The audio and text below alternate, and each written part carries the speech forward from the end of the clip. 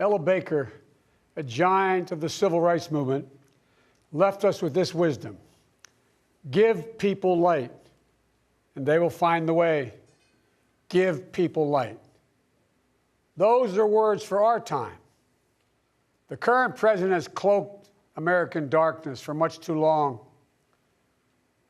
Too much anger, too much fear, too much division. Here and now, I give you my word. If you entrust me with the presidency, I will draw on the best of us, not the worst. I will be an ally of the light, not the darkness. It's time for us, for we the people, to come together. And make no mistake, united we can and will overcome this season of darkness in America. We'll choose hope over fear, facts over fiction, fairness over privilege. I'm a proud Democrat, and I'll be proud to carry the banner of our party into the general election. So it's with great honor and humility I accept this nomination for President of the United States of America. But while I'll be a Democratic candidate, I will be an American president. I'll work hard for those who didn't support me, as hard for them as I did for those who did vote for me. That's the job of a president, to represent all of us, not just our base or our party. This is not a partisan moment. This must be an American moment. It's a moment that calls for hope and light and love, hope for our future, light to see our way forward, and love for one another. America isn't just a collection of clashing interests of red states or blue states. We're so much bigger than that. We're so much better than that. You know, nearly a century ago, Franklin Roosevelt pledged a New Deal in a time of massive unemployment, uncertainty, and fear. Stricken by a disease, stricken by a virus, FDR insisted that he would recover and prevail, and he believed America could as well. And he did, and we can as well. This campaign isn't just about winning votes. It's about winning the heart and, yes, the soul of America. Winning it for the generous among us, not the selfish. Winning it for workers who keep this country going, not just the privileged few at the top. Winning it for those communities who have known the injustice of a knee on the neck. For all the young people who have known only America being rising inequity and shrinking opportunity, they deserve the experience of America's promise. They deserve to experience it in full. You know, no generation ever knows what history will ask of it. All we can ever know is whether we're ready when that moment arrives. And now history has delivered us to one of the most difficult moments America's ever faced. Four historic crises, all at the same time. A perfect storm. The worst pandemic in over 100 years. The worst economic crisis since the Great Depression. The most compelling call for racial justice since the 60s. And the undeniable realities and just the accelerating threats of climate change. So the question for us is simple. Are we ready? I believe we are. We must be. You know, all elections are important. But we know in our bones this one is more consequential. As many have said, America is at an inflection point. A time of real peril, but also of extraordinary possibilities. We can choose a path of becoming angrier, less hopeful, more divided, a path of shadow and suspicion, or we can choose a different path and together take this chance to heal, to reform, to unite, a path of hope and light. This is a life-changing election. This will determine what America is going to look like for a long, long time. Character is on the ballot. Compassion is on the ballot. Decency, science, democracy, they're all on the ballot. Who we are as a nation, what we stand for, and most importantly, who we want to be, that's all on the ballot. And the choice could not be more clear. No rhetoric is needed. Just judge this president on the facts. 5 million Americans infected by COVID-19. More than 170,000 Americans have died. By far the worst performance of any nation on earth. More than 50 million people have filed for unemployment this year. More than 10 million people are going to lose their health insurance this year. Nearly 1 in 6 small businesses have closed this year. And this president, if he's reelected, you know what will happen. Cases and deaths will remain far too high. More mom and pop businesses will close their doors, and this time for good. Working families will struggle to get by.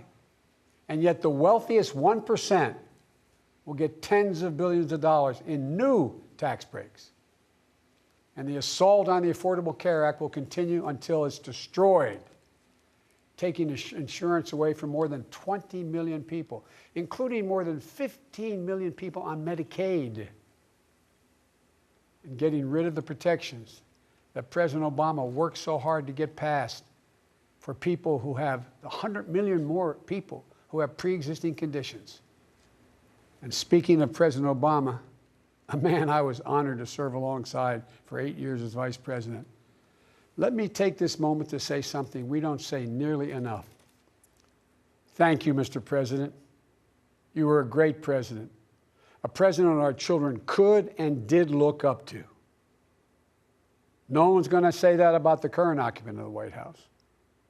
What we know about this president is if he's given 4 more years, he'll be what he's been for the last 4 years. A president who takes no responsibility, refuses to lead, blames others, cozies up to dictators, and fans the flames of hate and division. He'll wake up every day believing the job is all about him, never about you. Is that the American you want for you, your family, your children? I see a different America, one that's generous and strong, selfless and humble. It's an America we can rebuild together. As president, the first step I will take will be to get control of the virus that has ruined so many lives.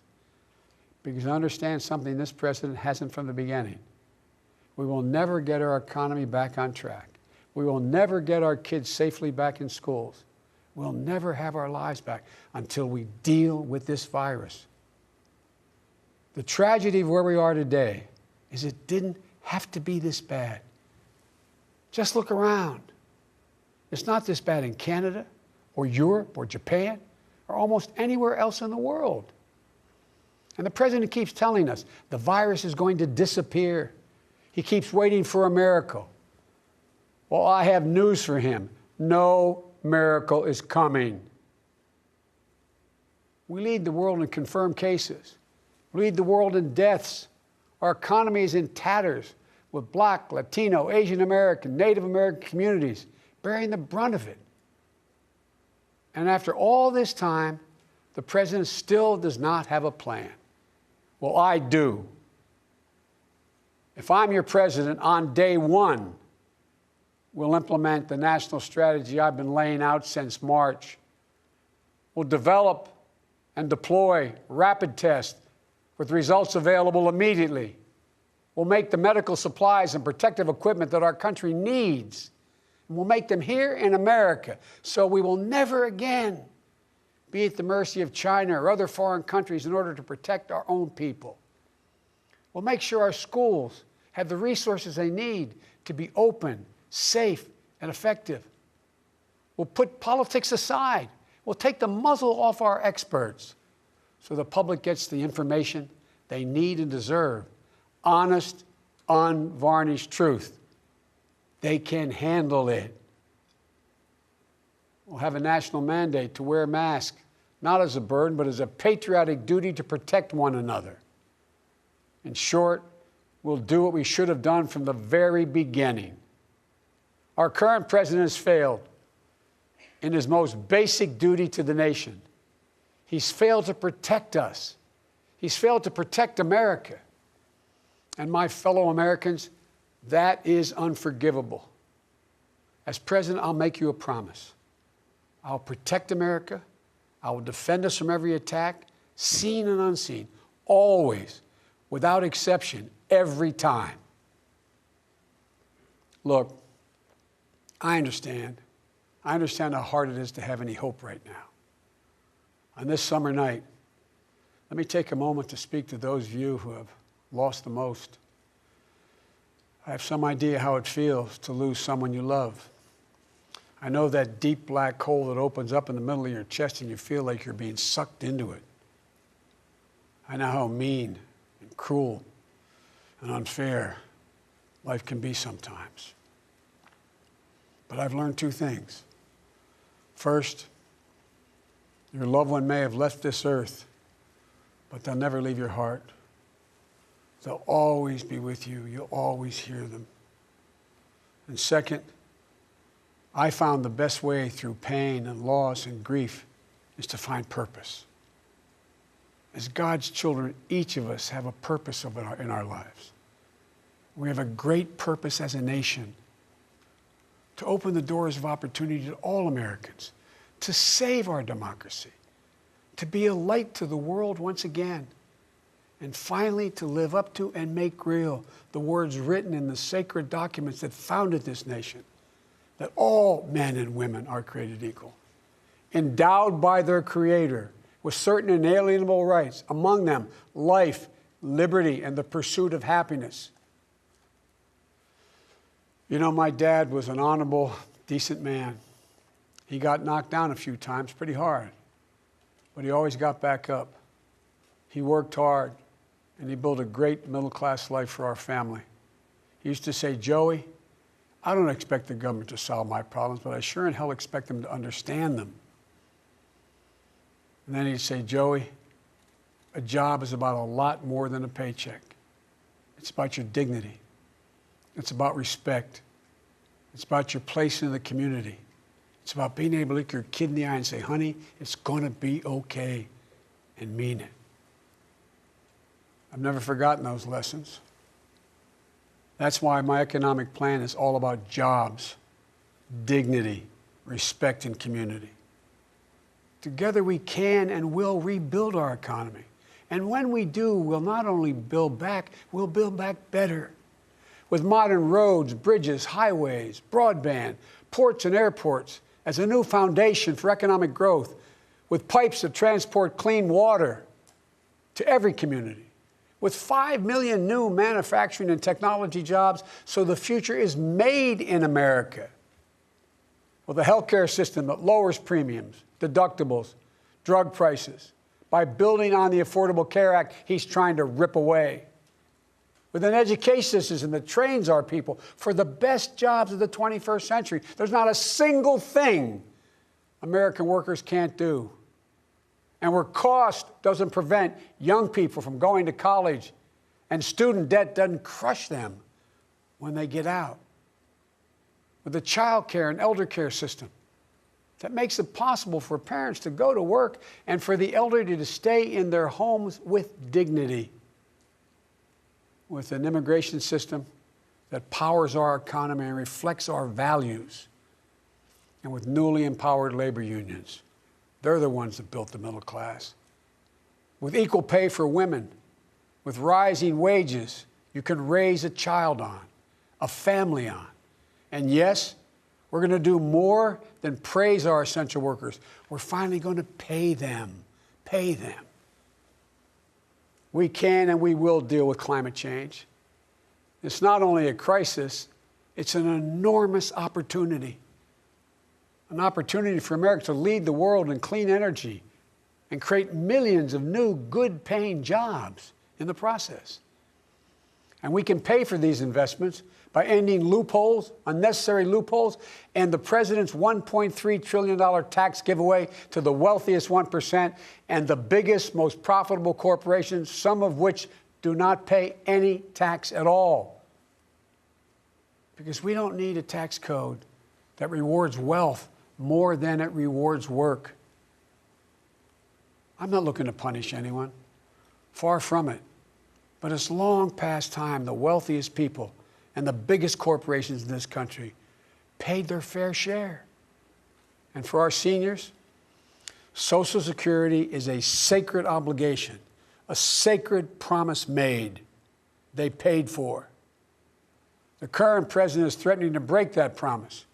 He's proposing to eliminate a tax that pays for almost half the Social Security without any way of making up for that lost revenue, resulting in cuts.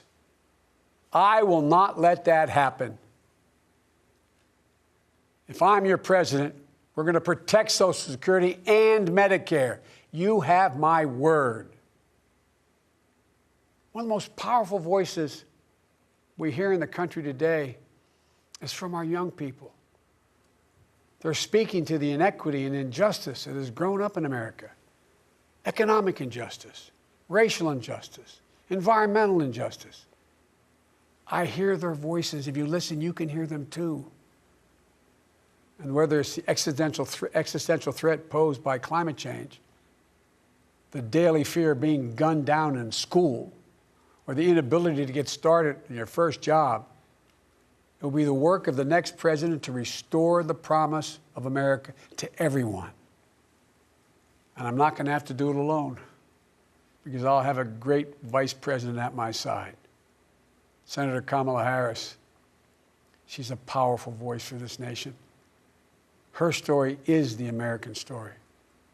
She knows about all the obstacles thrown in the way of so many in our country: women, black Americans, South Asian Americans, immigrants, the left out and the left behind.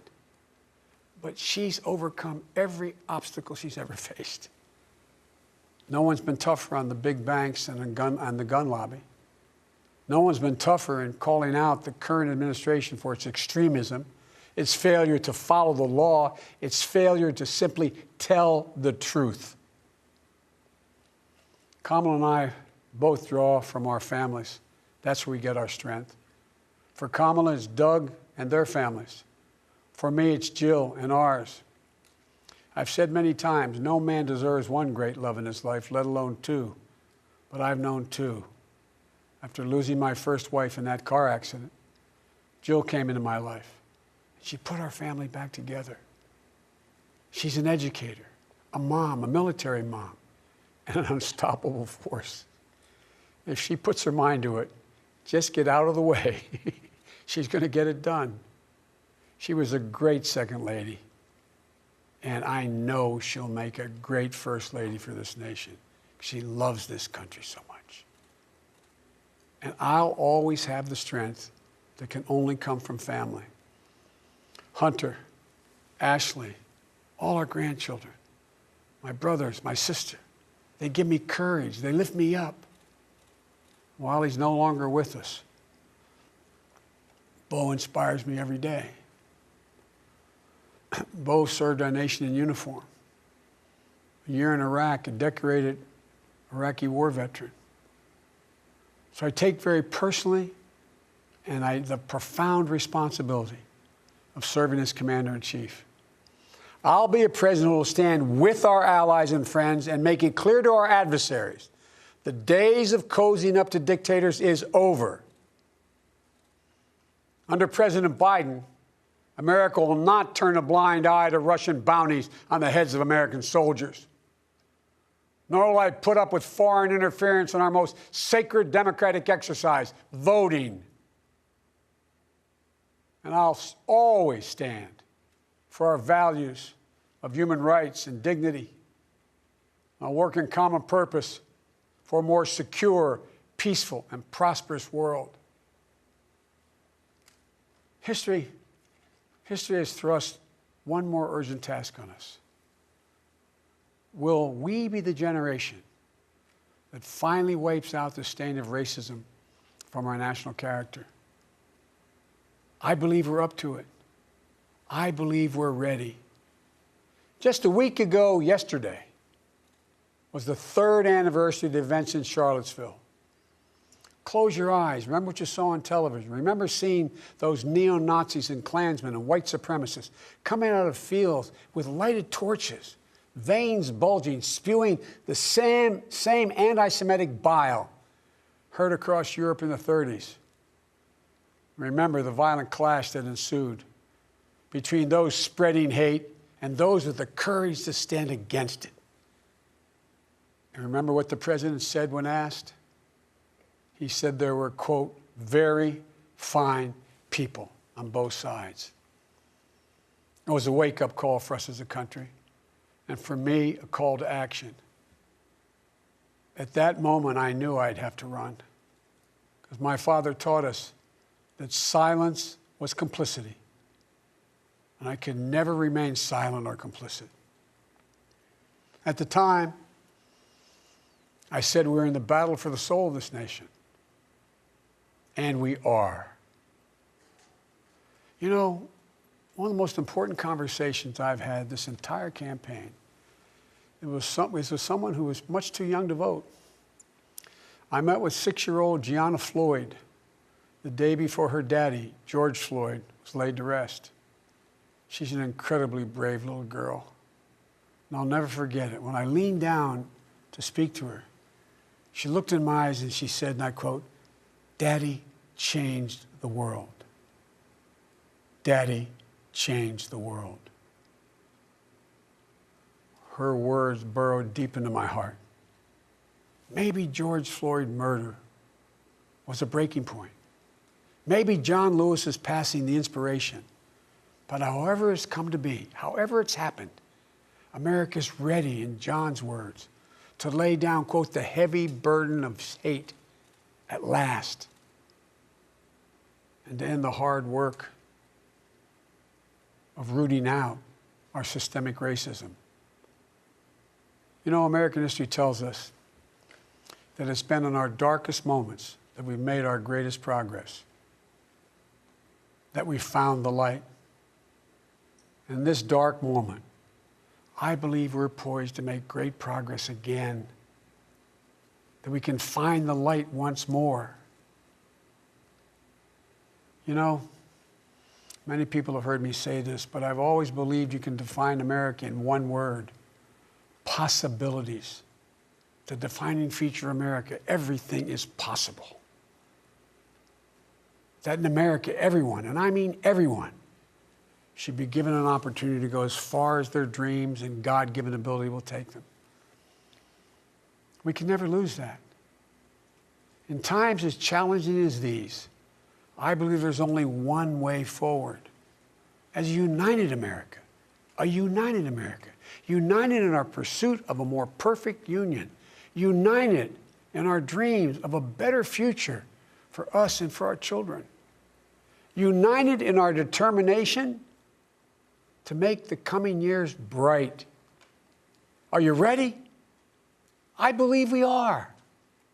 This is a great nation. We're a good and decent people. For Lord's sake, this is the United States of America. And there's never been anything we've been able to accomplish when we've done it together.